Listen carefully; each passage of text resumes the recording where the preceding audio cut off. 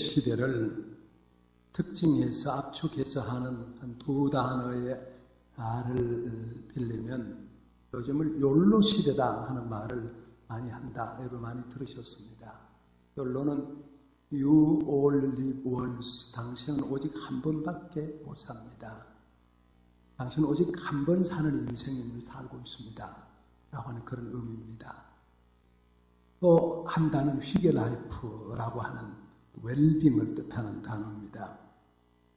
욜로라고 하는 말은 그렇습니다. 우리 인생은 한 번뿐인데 너무 작은 일에 연연하지 말고 후회 없이 즐기면서 사랑하면서 배우면서 살아라. 그런 말이에요.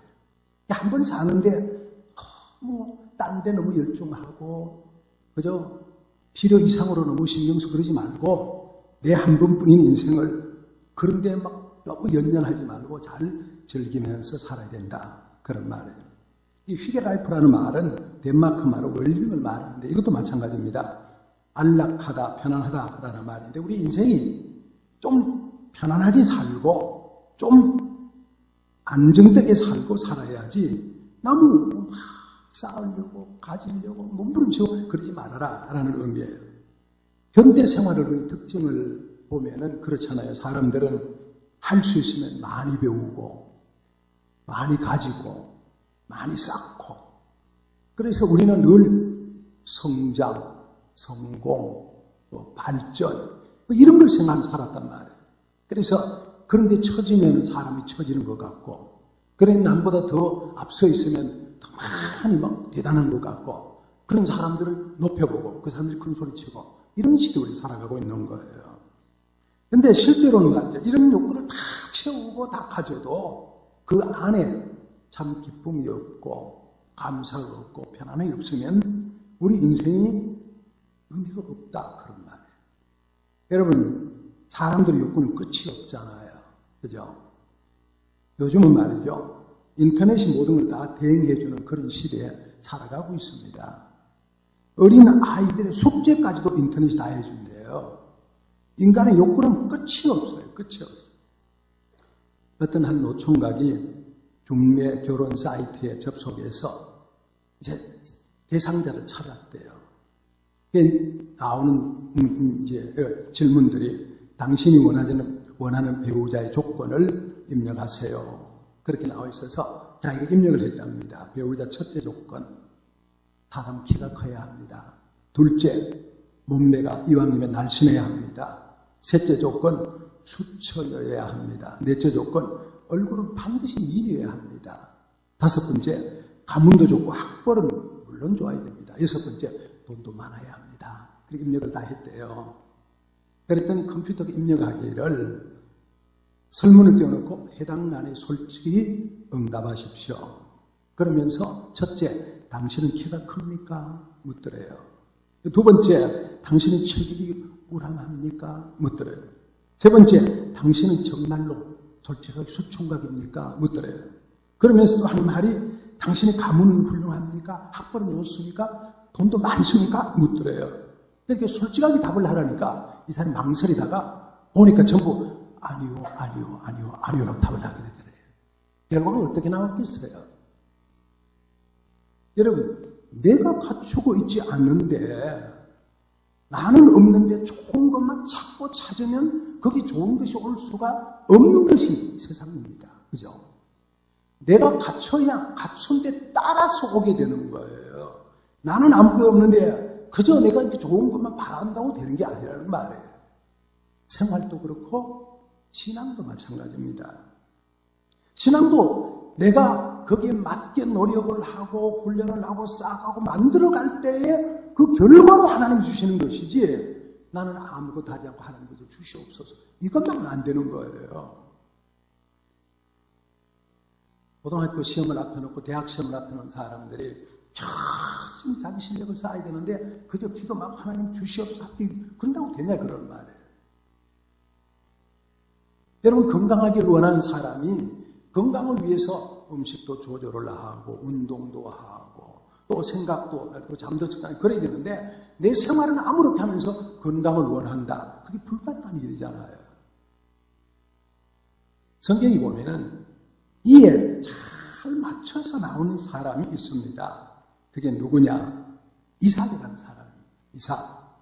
여러분께 한번 내가 이런 질문을 던지겠습니다. 어떤 답을 하십니까? 이삭 어떤 사람입니까? 몇 가지로 생각할 수 있을 거예요. 근데 저는 떠오르는 게 이런 거예요. 이삭 그러면 별로 한 일도 없는데 하나님의 사랑을 엄청 많이 받은 사람이다. 이삭은 뭐 아브라함처럼 메소포타미아에 살다가 하나님이 고향으로 가라, 고향을 떠나서 우르갈대를 거쳐가지고 하란을 거쳐가지고 저 가나안 땅 멀리를 여행하고 온 사람도 아니에요. 그 아들 야곱처럼 막 하나님의 은혜를 받아서 쭉 이삭이 머리 뒤밀고 갖추려고 노력한 그런 사람도 아니에요. 그런데 이삭은 하나님의 은혜를 너무 많이 받은 거예요. 심지어 이삭은요, 성경이 말하기를 농사를 한 해에 그 해에 100배의 결실을 가졌다. 그게 어떻게 가능해요? 그래서 성경에는 마침내 거부가 되었다. 그렇게 기록을 해요. 이게 어떻게 가능하냐 말이에요. 이삭이 농경사회에서. 그런데 이삭을 가만히 들여다보면 하나님이 복을 주실 수 있는 인물이로구나. 하나님께 은혜를 받을 수 있는 인물이로구나 하는 것을 우리가 발견할 수 있는 거예요. 다른 말로 하면 이삭이 하나님의 은혜를 받을 수 있는 자격자였다 그런 말이에요. 하나님이 누구에게 은혜를 주냐? 자격자에게 주시는 거예요. 여러분과 제가 마찬가지입니다. 우리가 하나님 앞에 내가 뭘 이걸 원하고 저걸 원하고 그걸 원하면 내가 달라고만 하는 게 아니라 받을 수 있는 자격자가 되어야 된다 그런 말이에요. 오늘 우리 이삭을 보면서 이삭이 어떤 인물이었느냐, 어떤 인물이었길래 하나님이 이삭을 그렇게 축복해 주었느냐 한번 살펴봅니다. 첫 번째, 이삭은 웃음을 주었던 사람입니다. 같이 시작. 웃음을 주었던 이삭. 여러분, 이삭은요, 아버지 아브라함이 99세에 하나님 계시를 받습니다. 아브라함아 내년 이맘때쯤 너에게 이스마엘이 아닌 새로운 아들을 주리라. 이삭이 하나님 내가 99세예요 하나님. 속으로 웃으면서 그렇게 얘기를 했어요. 또 사라가 몇 세면 89세예요. 89세인 사라에게 하나님께서 사라야 내년 이맘때쯤 네가 아들을 입품에 안으리라. 그래서 그 말을 들은 사라가 속으로 웃으면서 참 하나님 참네, 별일이 다 있으세요. 우리 남편이 99세고요 내가 89세예요. 내가 경수가 끊어지면서 수십 년 지났는데 무슨 말씀을 그런 말씀하세요. 속으로 웃었어요. 그랬는데 1년 뒤에 실제로 아기를 낳은 거예요. 그래서 부모들이 자 같이 읽어봅니다. 아브라함이 엎드려 웃으면서 마음속으로 이르되 100세 된 사람이 어찌 자식을 낳을까? 사람은 90세니 어찌 출산하리요? 불가능한 거예요. 안 된다는 거예요. 그런데 아기를 가졌어요. 그리고 아기를 낳게 되는 거예요. 여러분, 부모가 자식을 낳는 부모가 정말 기분 좋은 일은 어떤 거예요? 생각해보면은 우리 자식의 이름을 뭘로 지을까? 그때가 참 즐거웠던 때 같아요. 부부가. 저는 이제 첫 번째 아기를 가질 때 남자인지 여자인지 그때는 그치지 몰랐잖아요. 근데 우리 생각에는 하나님이 내게 남자를 줄 거다. 그때는 그 첫 번째 남자를 기다렸어요. 남자를 줄 거다. 그럼 이름을 뭐라 지을까? 고민을 막 붙여봤어요. 아브라함이라고 지을까? 이삭이라고 지을까? 그건 너무한 것 같아요. 그러다가 우리 성이 최간데 최자에 붙였어요. 최강, 최고, 최선, 최후. 뭐 최자에 다 붙여보니까 전부 써놓고 제일 좋은 이름이 뭐예요? 최선이가 제일 좋은 거야. 그래서 최선이라고 지었어요. 그때가 부모로서 기분이 좋았던 데가 이게 아브라함과 사라가 아들 이름을 뭐라고 지을까 생각하다가 하나님이 우리에게 아들 준다 그럴 때 우리가 웃었어. 그래서 웃음이라는 뜻의 이삭이라는 이름을 지었습니다. 이삭은 뭐냐 하면요, 웃음이라는 말이에요. 그래서 이삭은 그 일생이 남들에게 웃음을 주는 사람이 되었어요. 기쁨을 주는 사람이 되었어요. 즐거움을 주는 사람이 되었어요. 생각해 보세요. 100세 아들 낳았다. 기분 좋아요? 안 좋아요? 그렇지요. 이전에 초비계에서 애들 하나밖에 못 낳았는데 이게 100세 아들 낳으니까 얼마나 기분이 좋아요. 90세 아들 낳으면 기분 좋아요? 안 좋아요? 그렇지요. 한 번도 못 낳았는데 경수가 끊어지면 수십 년 지났는데 90세가 된 아들에게 너무 좋은 거야. 그 엄마 살아있는 아들이만 너무너무 좋은 거예요. 그래서 아버지 어머니께 기쁨을 주는 아들이 이삭인 거예요. 여러분은 부모에게, 여러분은 이웃에게, 여러분 주위에 어떤 인상을 주고 있습니까? 기쁨을 주시는 분들이 되시기를 축복합니다. 존재 자체로 기뻐야 돼요. 내 존재 자체로 내 주위가 기쁘고, 내 부모가 기쁘고, 내 이웃이 기쁘고, 내 친구가 기쁘고, 존재 자체로 기뻐야 돼요. 남에게 기쁨의 반대가 뭐예요? 슬픔을 준다든지, 안타까움을 준다든지, 근심을 준다든지, 그거는 좀 문제예요. 할 수 있으면 우리는 기쁨을 줄 수 있어야 한다. 물론 마음대로 안 되지만 그러려고 노력할 수 있어야 하는 거예요. 이삭의 일생은요, 정말 아버지, 어머니께 기쁨을 줬어. 왜? 무슨 말이든지 순종하니까.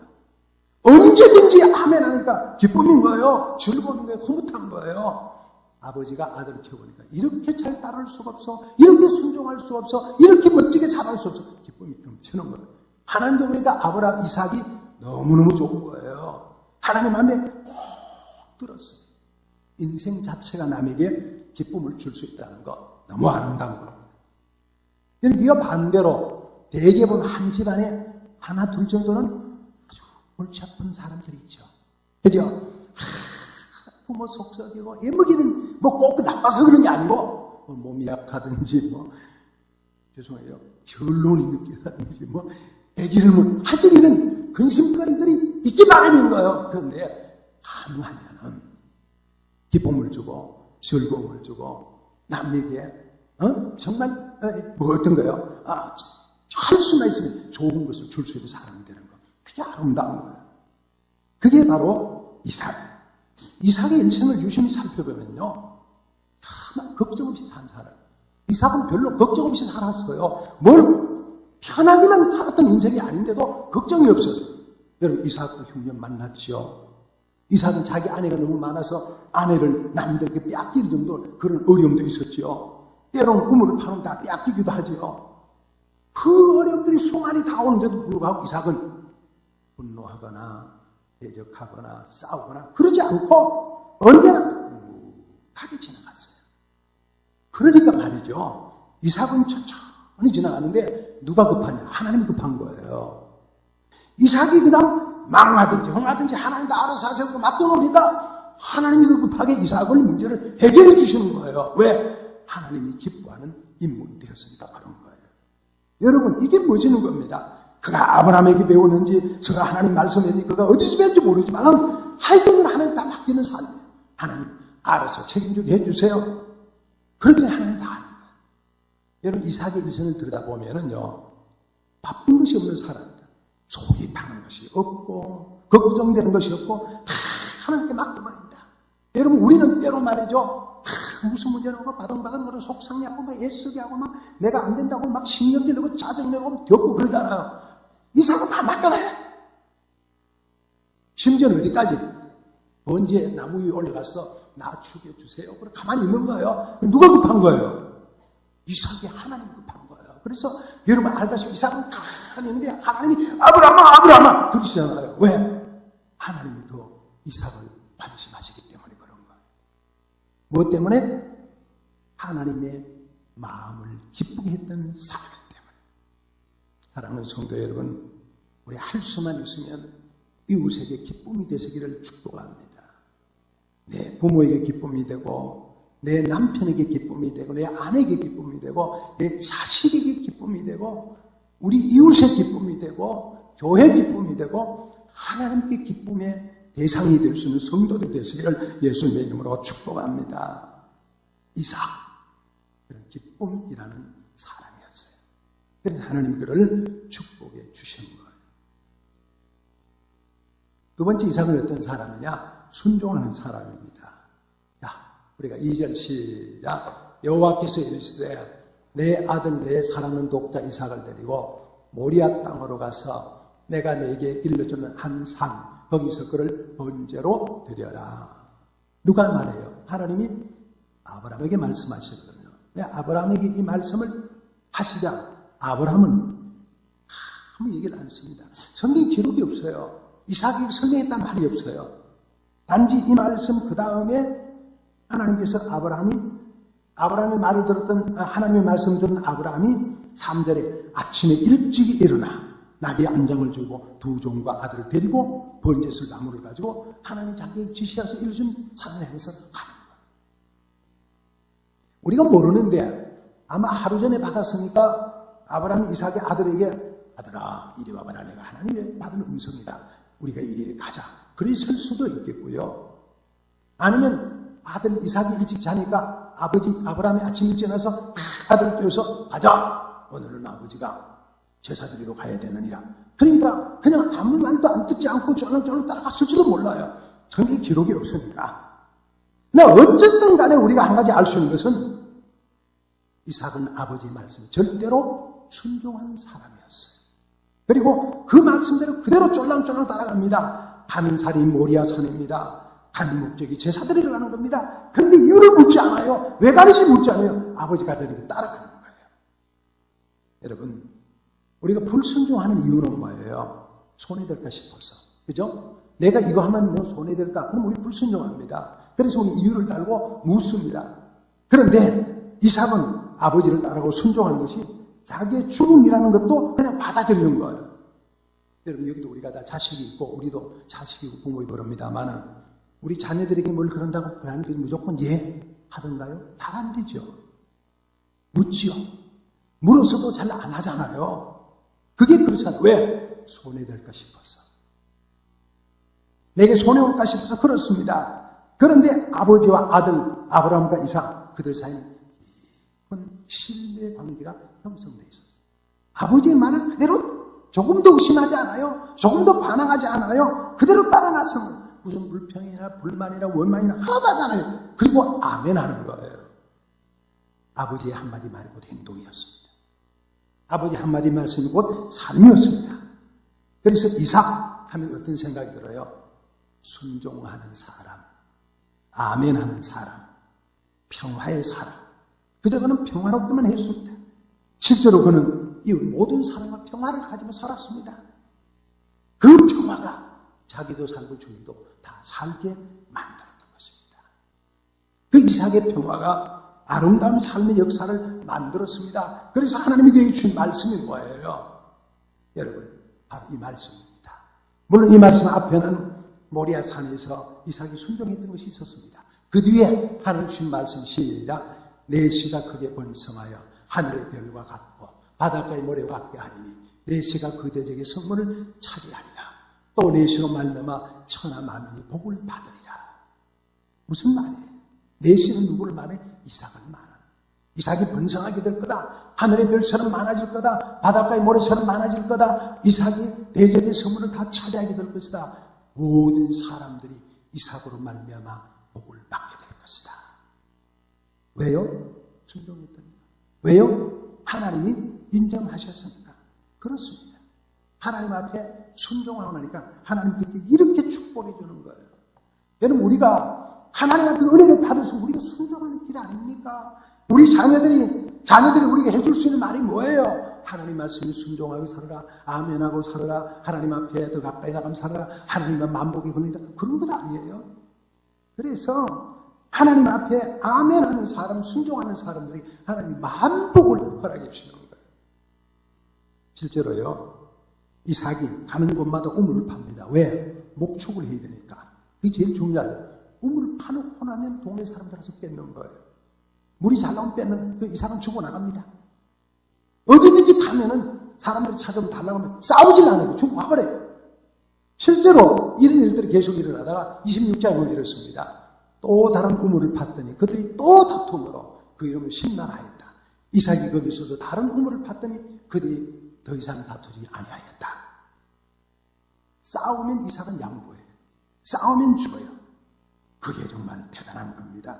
여러분, 이게 우리가 할 수 있는 일들이 아니잖아요. 우리는 변명을 해야 되고요. 우리는 여러 대응을 해야 되고요. 그런데 이삭은 다투면 다 줍니다. 이유가 뭐예요? 순종의 사람, 평화의 사람이었기 때문에 그런 거예요. 그렇게 되니까 하나님이 그에게 모든 걸 다 주시는 거예요. 그렇게 되니까. 어느 날은 말이죠. 어느 날은 아비멜렉 사람들 친구들 데리고 와서 분대장군한테 이삭과 또 싸우러 왔습니다. 그래서 이삭은 말이죠, 그들을 위해서 잔치를 베풀고 그들이 함께 먹고 마십니다. 그러니까 이들이 아침에 일찍 일어나 서로 맹세합니다. 이제 우리는 싸우지 말자. 그래서 평안이 주어집니다. 여러분, 우리가 힘들고 어려워도 평화를 심는 사람을 하나님이 기뻐하십니다. 싸우고 분쟁하는 것보다가 하나님 할 수 있으면 순종하고 아멘하는 사람들을 하나님이 은혜를 주시는 겁니다. 그래서 이삭이 하나님의 은혜를 받았던 거예요. 다른 뭐 위대한 많은 일을 해서가 아닙니다. 아름다운 관계가 놀라운 축복을 가져왔던 거예요. 내게 우리는 이런 생각을 합니다. 일을 많이 해야 된다고 생각합니다. 그죠? 뭘 이뤄야 된다고 생각합니다. 그리고 그 일이 성취되어야 된다고 생각합니다. 그게 안 되면 우리는 마음에 생각이 막 복잡해지게 되는 거예요. 근데 하나님은 뭘 일하는 것보다도 중요한 건 관계를 더 중요하세요. 이삭 보세요. 사람들하고 관계 평화 그러니까 하나님이 그 삶을 다 인정해주고 책임져 주시는 삶을 살게 되는 거예요. 이유가 뭐예요? 그가 많은 일이 있어가 아니라니까요. 그의 아름다운 관계 속에서 하나님이 축복해 주셨던 겁니다. 평화의 사람 이삭, 순종의 사람 이삭, 그는 항상 하나님의 은혜를 받을 자격자로 갖추어졌습니다. 그러니까 하나님께서 그에게 은혜를 주시고 다가가 주신 겁니다. 내 씨가 번성하여 하늘의 별처럼 바닷가의 모래처럼 많게 하리라. 하나님의 말씀 그대로 이루어지게 되었던 것입니다. 여러분, 이삭처럼 때로는 여러분에게 와서 은혜를 달라는 사람들에게 평화를 먼저 얘기할 수 있어야 돼요. 때로 내가 이루는 것들을 해치로 들어온 사람이 있어도 손을 내밀 수 있는 사람이 된다는 거, 그런 사람이 축복을 받을 수 있는 자격자라는 것을 우리가 기억을 해야 합니다. 하나님은 그런 이삭을 보고 은혜를 주신 것입니다. 세 번째로는요, 제물로 드려지는 이삭입니다. 다같이 시작. 제물로 드려지는 이삭. 9절 10절 시작. 하나님이 그에게 일러 주신 곳에 이른지라. 이에 아브라함이 그곳에 제단을 쌓고 나무를 벌려놓고 그의 아들 이삭을 결박하여 제단 나무 위에 놓고 손을 내밀어 칼을 잡고 그 아들을 잡으려 하니. 여러분, 이 모습을 한번 상상해 보세요. 어떤 거예요? 아브라함과 이삭이 모리아 산까지 갔습니다. 모리아 산이 지금 어디냐면 예루살렘 성전산입니다. 거기 가가지고, 끝까지 올라가가지고, 그 밑에서 종들을 기다리게 만들고, 아브라함과 이삭이 올라갔습니다. 가져가는 나무를 탁 제단을 각을 때가 얹어놨습니다. 그러고 난 뒤에 이 아버지가, 칼을 든 아버지가 아들을 결박을 하는 거예요. 그 얻는 거예요. 여러분, 상상이 되는 말이에요? 이해가 되는 거예요? 윤리적으로 이해가 돼요. 인격적으로 이해가 돼요. 신앙적으로 이해가 돼요. 어떤 것도 이해가 되지 않는 장면인데, 성경에는 이삭의 행동이 없습니다. 100세 하나면 아버지, 적어도 이삭이 인까지 갔다면 이삭이 10살이라도 아브라함은 110세잖아요. 힘이 더 있었으면 도망도 갈 수 있을 거예요. 그런데도 불구하고 아무 만나지 않고 그대로 따라합니다. 아까 했던 말이 뭐예요? 하나님 뜻대로 하시옵소서. 내 주의 뜻대로 하시옵소서. 그리고 그 제단에 올라가는 겁니다. 왜냐하면 이삭은 이건 알았습니다. 하나님께서 아브라함에게 예배를 드리라고 제사를 드리라는 음성을 아브라함이 들었던 것을 압니다. 여기에 제물이 되어야 될 사람이 누구인가? 이삭은 생각이 있을 것이요. 여기 제물이 아무도 없는데 내가 제물로 하나님에 바쳐져야 된다면, 하나님 받으신다면 나를 제물로 드려야지. 그랬을 거 아닙니까? 제물이 없는 곳에 예배를 드리시고 제사를 드릴 수 없는 그 안타까운 현실에서 자기를 결박해서 올리는 그 자리에 이삭은 그대로 가면서 내가 여기서 죽어 제물이 되리라. 그런 생각을 하고 그 자리에 올라갔던 거예요. 하나님은 그런 이삭을 보셨습니다. 하나님은 그런 죽으려고 결심하는, 자기를 온전히 제단에 얹는 이삭을 보셨습니다. 그래서 하나님은 그를 사랑해 주신 것입니다. 이 이삭이 예수 그리스도의 예표입니다. 하나님께서 예수 그리스도를 갈보리 언덕에 오르셔서 바로 똑같은 장소입니다. 똑같은 장소, 그 장소에서 올라가셔서 예수를 십자가에 못 박히게 하셨습니다. 하나님은 가만 두셨습니다. 그리고 그 자리에 예수께서는 십자가에 못을 박혔습니다. 너무너무 힘들었습니다. 그때 예수님이 하시는 말씀이 뭐예요? 엘리 엘리 라마 사박다니, 내 하나님 내 하나님 어찌 나를 버립니까? 그러면서도 예수님은 십자가에 달리시는 거예요. 그 현장이 이삭이 제단에 올라갔던 똑같은 자리입니다. 그래서 로마서 3장 25절은 이렇게 말합니다. 이 예수를 하나님이 그의 피로 인하여 화목 제물로 세우셨으니, 예수 그리스도를 십자가의 제물로 세우신 하나님의 마음과 여기 아브라함의 마음이 동일합니다. 예수 그리스도의 마음과 이삭의 마음이 동일합니다. 그래서 모리아산의 이삭의 번제 사건은 갈보리 언덕 예수의 희생을 미리 행한 모형적 사건입니다. 하나님이 독생자 예수 그리스도를 아끼지 아니하고 화목제물을 내는 것처럼 아브라함도 자기의 독자 이삭을 하나님께로 바쳐 드리는 겁니다. 그 모습을 보시고 주님이 만족하시는 겁니다. 그리고 그 모습에 만족하셔서 이삭을 축복해 주신 것입니다. 이삭은 분명히 도망갈 수 있었습니다. 이삭은 분명히 아브라함에게 반응할 수 있었습니다. 이삭은 분명히 이건 아니라고 말할 수 있었습니다. 이삭은 절대 이건 절대로 아니라고 얘기할 수 있었을 겁니다. 그런데 이삭은 그대로 순종합니다. 하나님이 그 모습을 보셨습니다. 그리고 이삭이 눈을 감고 아버지가 칼을 드는 장면도 하나님이 보셨습니다. 마침내 하나님은 이삭을 아브라함을 부르셨습니다. 아브라함아, 아브라함아. 그리고 그 현장에서 죽어가는 이삭을 건져 주셨습니다.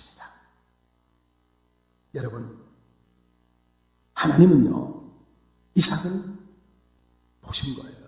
하나님은요 이삭을 사용하신 거예요. 하나님은요 이삭의 모습을 다 알고 그를 받으신 거예요. 그래서 그에게 은혜를 주신 거예요. 제단에 자기를 올려드린 사람, 죽어야 될 자리에 죽고 희생해야 될 자리에 희생하고 나를 온전히 올려드린 그 자리에 자기를 올릴 수 있는 사람을 주님이 축복하신다. 우리는 지난주에 벳세메스의 암소의 설교를 들었습니다. 쉽게 말해 옮기면서 벳세메스라는 암소가 새끼를 떼어놓고 암소가 벳세메스에서 갑니다. 새끼를 보고 암소가 얼마나 처절하게 울었겠습니까? 그 울면서도 결국은 암비 벳세메스를 향해서 그 법궤를 메고 두 송송한 암소는 달려갑니다. 그리고 마지막에 벳세메스를 갔다가 그리고 그 자리에서 그 소에는 다 나무가 되고 그 자리에 올려서 번제로 죽었습니다. 그래서 아름다운 제사를 드렸던 제물이 될 수 있었던 것입니다. 하나님은 지금 여러분과 저에게 이런 제물을 찾고 계시는 겁니다. 하나님이 그 아름다운 번제 제물이 이삭이 되었더니 하나님 그 모습을 보고 이삭을 축복해 주셨던 것입니다. 이 말씀을 정리합니다. 사람은 자신의 능력이 인생을 결정한다고 생각합니다. 그러나 다 그런 것은 아닙니다. 능력이 많고 꾀가 많고 재주가 많았던 야곱은 파란만장한 인생을 살았습니다. 볼 것 못 볼 것 다 봤습니다. 그리고 마지막에 그는 애굽의 바로에게 말하기를 내 인생이 130인데 험하고 험한 길을 살았다고 고백을 했습니다. 아브라함도 인생을 편안하게 살지 않았습니다. 고생하면서 인생을 살았습니다. 요셉도 얼마나 고생을 하며 사는지 모릅니다. 그러나 이삭은 별 고생하고 인생을 참 아름답게 살았습니다. 그리고 거기에 엄청나게 많은 축복을 허락해 두셨습니다. 이유가 무엇인가요? 노벨 경제학상을 수상했던 로버트 머튼이라는 교수가 이런 얘기를 했습니다. 모든 빚이 가진 공통점이 한 가지가 있다. 모든 빚이 가진 공통점이 한 가지 있다. 미국 속담에 이런 말이 있다고 합니다. 수천 달러를 빌리면 은행이 당신을 소유하지만 수천만 달러를 빌리면 당신이 은행을 소유한다. 그런 말이 있습니다. 여러분, 유럽의 여러 나라들이, 서방 여러 나라들이 그리스에 돈을 빌려줬다가 그 나라들이 빚을 갚아주겠다. 아니면 안 갚아준다고 오히려 유럽 국가들에게 그리스가 큰 소리 칠 때 그 사람이 끌려갔던 그런 장면들을 봅니다. 특별히 하나님은 특별히 순종하는 사람, 그 사람에게 하나님이 마음의 빚을 지시게 되는 겁니다. 절대로 사람들이 죽지 않은 그 자리에서 내가 죽었을 그 현장을 주님이 보시고 주님의 뜻을 이루어 가신다면 주님은 그 사람에게 마음의 빚을 지십니다. 그리고 그 사람들을 축복해 주십니다. 그 사람들에게 은혜를 주시는 것입니다. 여러분과 저의 삶 가운데, 여러분 욜로 시대, 휴게나입 시대를 살아가는 우리가 한 번뿐이 우리 인생을 살면서 우리의 삶이 무엇을 따라서 살아야 될 것인가? 우리의 삶이 좀 더 주님께 다가가는 삶으로, 믿음의 삶으로, 내 삶 중심이 아니라 주님을 기쁘시게 하는 삶으로 나 자신을 던진다면 하나님은, 이삭을 축복하시던 하나님은 여러분을 절대로 그냥 두시지 않을 것입니다. 여러분 삶이 이삭 같은 삶이 되시기를 예수님의 이름으로 축복합니다. 기도합니다. 여러분 어느 자리에 이 시간에 하나님이 묻습니다. 어느 자리에 여러분을 희생하기를 원하십니까? 어떤 자리에 여러분을 올려놓기를 하나님이 기다리십니까? 여러분 어떤 인생을 살기를 하나님이 기다리십니까? 하나님 앞에 조용히 물어볼 수 있기를 바랍니다.